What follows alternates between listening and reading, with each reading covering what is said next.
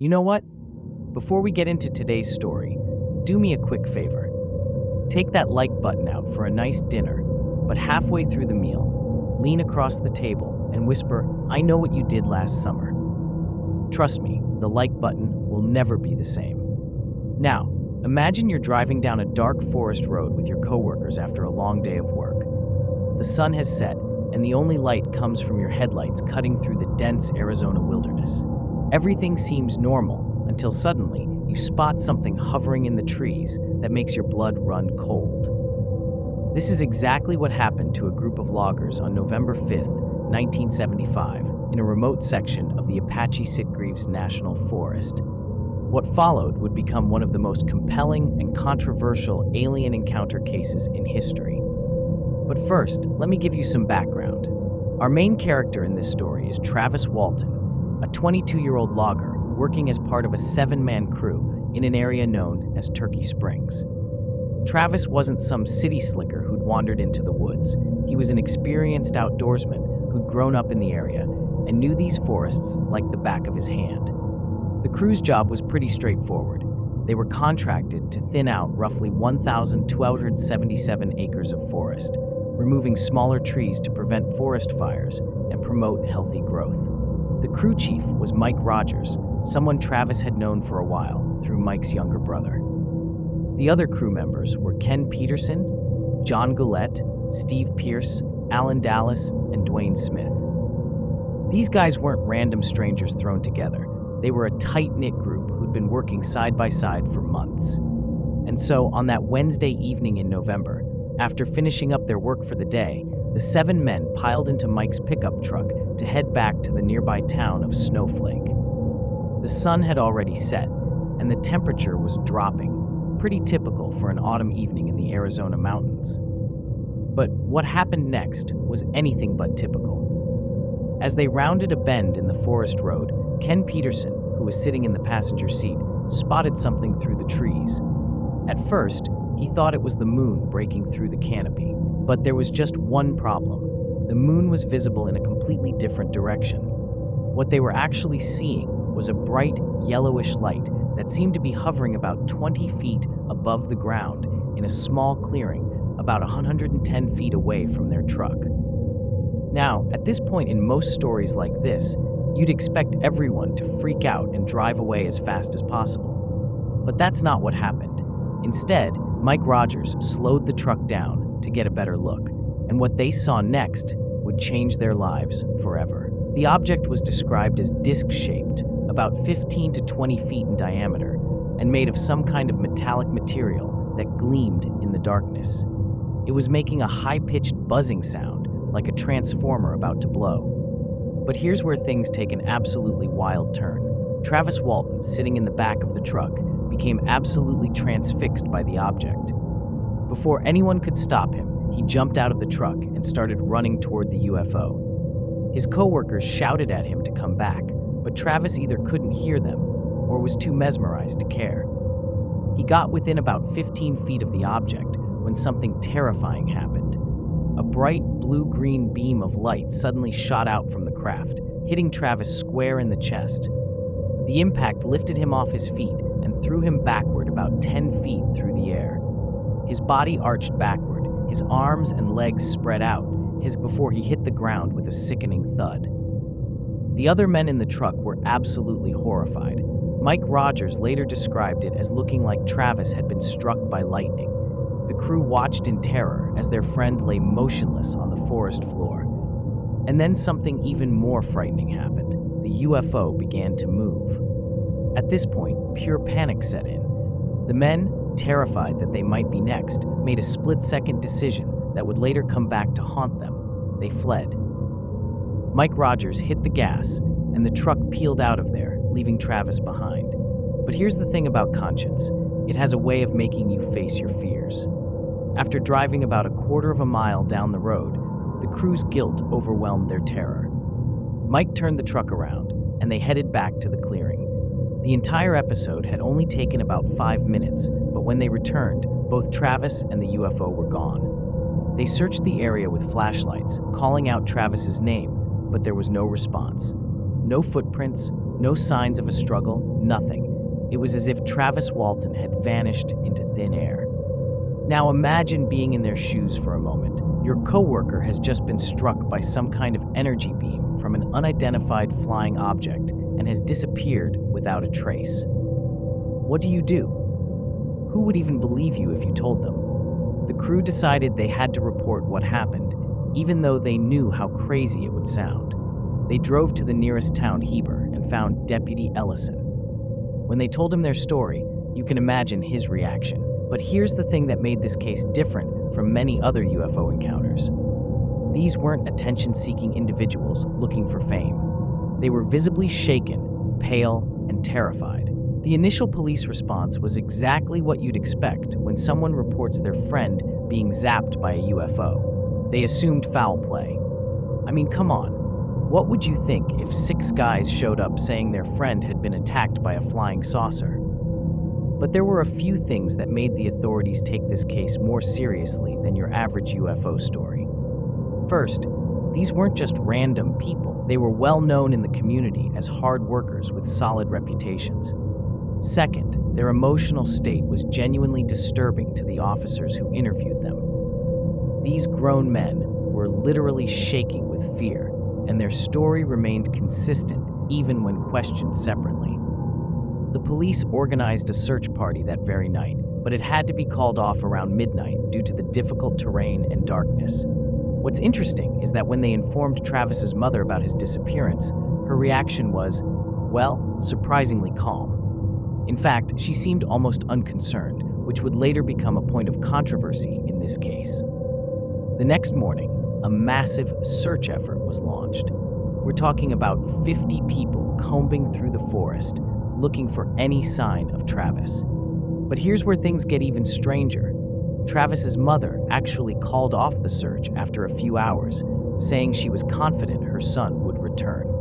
Now, if you're thinking that's an odd reaction for a mother whose son has just disappeared, you're not alone. This detail would later become crucial to those who questioned the authenticity of the entire incident. But let's pause for a moment and consider what was happening to the 6 remaining crew members during this time. These guys were going through absolute hell. Not only were they worried sick about their friend, but they were also being treated as potential murder suspects. The police theory was that they'd killed Travis and concocted this wild UFO story as a cover-up. To clear their names, all 6 men agreed to take polygraph tests. Now, if you know anything about polygraphs, you know they're not perfect. But what's remarkable is that all 6 men passed when asked about the UFO incident and Travis's disappearance. The polygraph examiner, Cy Gilson, would later state that in his professional opinion, these men had genuinely witnessed something they couldn't explain. Meanwhile, the story was spreading like wildfire. Local newspapers picked it up first, then it went national, and before long, UFO researchers and reporters from around the world were descending on this small Arizona town. The National Enquirer even sent their own investigators, offering a $5,000 reward for information about the case. And then, just as suddenly as he had vanished, Travis Walton reappeared. 5 days after his disappearance, at around midnight on November 10th, Travis's sister-in-law received a phone call from a payphone in Heber. On the other end was a weak, confused voice she recognized as Travis's. He was saying he was hurt and needed help. Travis's brother Duane and his brother-in-law Grant Neff immediately drove to Heber, where they found Travis huddled in a phone booth, wearing the same clothes he'd disappeared in. When they found him, Travis was in rough shape. He'd lost about 10 pounds, had a small red mark on his arm that looked like a puncture wound, and was severely dehydrated. He was also extremely disoriented, thinking only a few hours had passed since his encounter with the UFO. But here's where Travis's story gets even more incredible. Under hypnosis, he began to recall what happened during those missing 5 days. According to Travis, after being struck by the beam of light, he awoke in what appeared to be some kind of medical examination room. He was lying on a table, and standing around him were 3 small beings with large, bald heads and enormous eyes, the classic gray alien description that would later become famous in pop culture. Terrified, Travis tried to fight them off, and the beings retreated. He then encountered taller beings who appeared more human-like, wearing blue coveralls and clear helmets. These beings guided him through various rooms in what he believed was their spacecraft, including one area with a chair that gave him a view of the stars through a screen or window. Now, I know what you're thinking. This sounds like something straight out of a sci-fi movie, and you're not wrong to be skeptical. In fact, many people have pointed out that just 2 weeks before Travis's disappearance, NBC had aired a TV movie called The UFO Incident that featured similar details about alien abduction. This coincidence would later become another point of contention for skeptics. But here's what makes the Travis Walton case different from many other alien abduction stories: the multiple witnesses, the past polygraph tests, and the physical evidence of Travis's condition upon his return. Plus, Travis has maintained the exact same story for over 45 years, never wavering in his account or adding sensational details to capitalize on his fame. Speaking of fame, let's talk about what happened after Travis's return. The case exploded into a media sensation. Travis wrote a book called The Walton Experience, which was later turned into the movie Fire in the Sky. However, it's worth noting that the movie took some serious creative liberties with Travis's account, adding much more horrific details that Travis never claimed happened. The crew members who witnessed the incident have also largely stood by their story over the decades, despite the ridicule and skepticism they faced. Mike Rogers, the crew chief, has occasionally expressed doubts about what they saw, but has never denied that something extraordinary happened that night. But let's play devil's advocate for a moment. What are some alternative explanations for what happened? Skeptics have proposed several theories. One suggestion is that the crew had stumbled upon a secret military aircraft test, and the government covered it up by allowing the alien abduction story to spread. Others have suggested that Travis and the crew staged the entire incident for money and attention, pointing to the fact that they received the National Enquirer's $5,000 reward. Some skeptics have noted that Travis and his family had a pre-existing interest in UFOs before the incident, which could have influenced the story.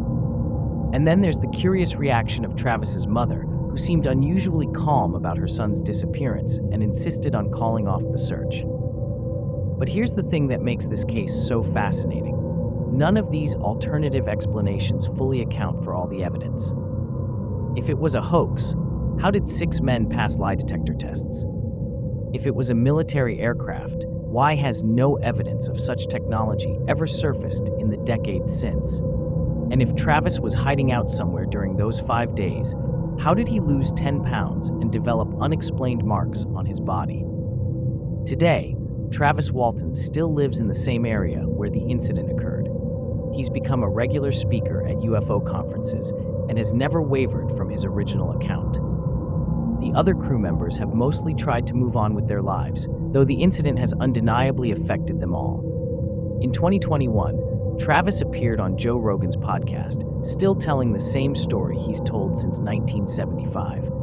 He's faced countless skeptics and debunkers over the years, but has maintained his composure and consistency. When asked why he doesn't have more details about what happened during his time on the craft, he simply says, "I can only tell you what I remember."